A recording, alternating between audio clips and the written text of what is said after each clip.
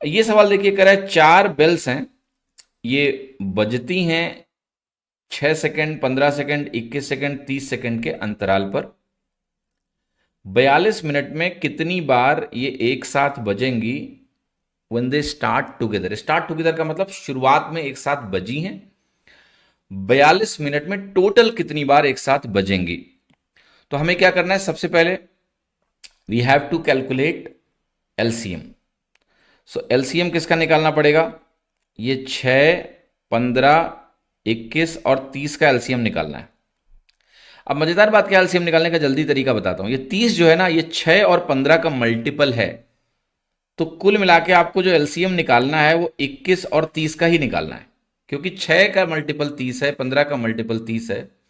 So ultimately मैं आपसे ये कहना चाह रहा हूं कि जो आपको एलसीएम कैलकुलेट करना है, वो एलसीएम किस चीज का कैलकुलेट करना है ना? एलसीएम आपको सिर्फ और सिर्फ 21 और 30 का निकाल लो तो भी बात बन जाएगी, उससे आपको कोई दिक्कत नहीं होगी। यस और नो? क्या मेरी बात सभी को समझ में आ रही है?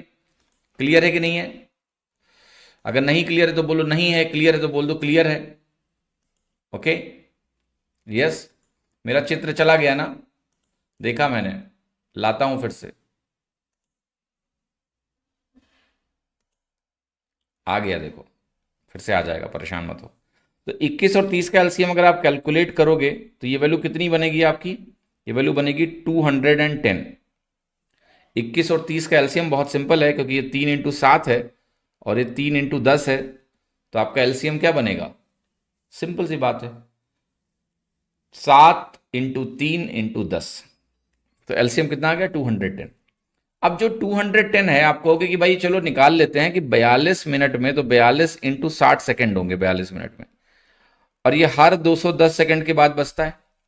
बचता है कि नहीं बचता है? Every 210 seconds. तो यहां से अगर आप सॉल्व करोगे तो वैल्यू कितनी आ जाएगी? 12।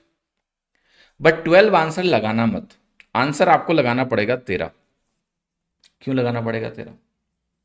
राइट, 13 इसलिए लगाना पड़ेगा कि जो पहली बार ये बजा है एक साथ, अगर मैं ये पूछ रहा हूं कि भाई 42 मिनट में कुल कितनी बार ये एक साथ बजेंगे, तो उसमें मुझे पहला वाला भी काउंट करना पड़ेगा।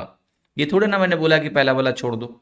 सोचो कोई व्यक्ति है, वो व्यक्ति मान लिया आंख बंद करके तुम उसको बैठा दो और आप उसको बोलो कि अभी तुम्हें गिनना है कि कुल कितनी बार ये घंटी बजेगी।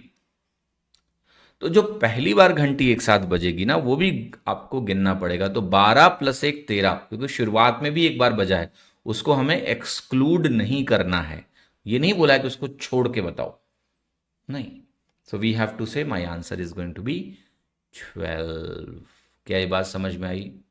ठीक है, छोटी छोटी गलतियां हो जाती हैं इस एग्जाम में ना, सिल्ली मिस्टेक।